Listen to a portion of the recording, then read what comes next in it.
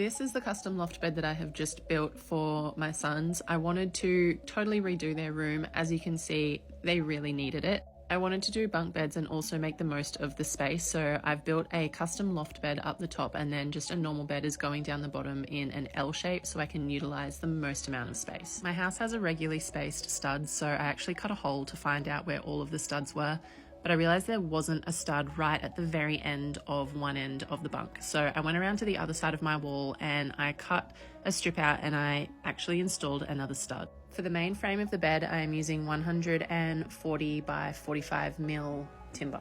I was able to position the timber over the hole that I had already made, and then I just pre-drilled the holes before driving in my 100 mil batten screws. Now I'm building this bed to have a working load of 300 to 400 kilos and an ultimate load of 1,000 kilos. So I have definitely overbuilt it, but it's a bed that is going to be floating above where one of my other children is sleeping. I used inverted joist hangers because the frame of the loft bed was built snugly between two right angles, so I didn't have access to the side for regular joist hangers. For the joists, I'm using 90 by 40 mil and I was able to use regular joist hangers for this. Originally, I was going to be spacing them 450 mil apart, but I didn't get my full order of timber, so I have placed them 600 mil apart, which is still safe, but 450 mil would be ideal. Platform where the mattress is going to sit, I'm using 18 mil structural plywood and I'm securing them down into the joists. The finishing touches that I added was putting a fascia board along the front, and then I also put some VJ paneling up underneath and then added some scotia trim just to hide any of the messy cuts.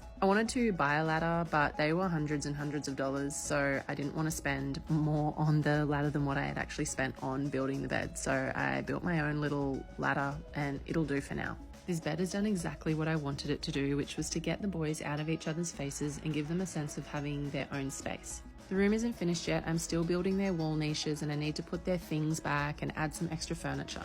In a small shared space like this, building a loft bed could have gone either way, but it has made the space in this room feel so much more cohesive. And I love that I have a lot more usable wall space than what I would have had if I just chucked some bunks in here. So now the scary question is, what do you guys think? And would you consider doing this in a small space of your own?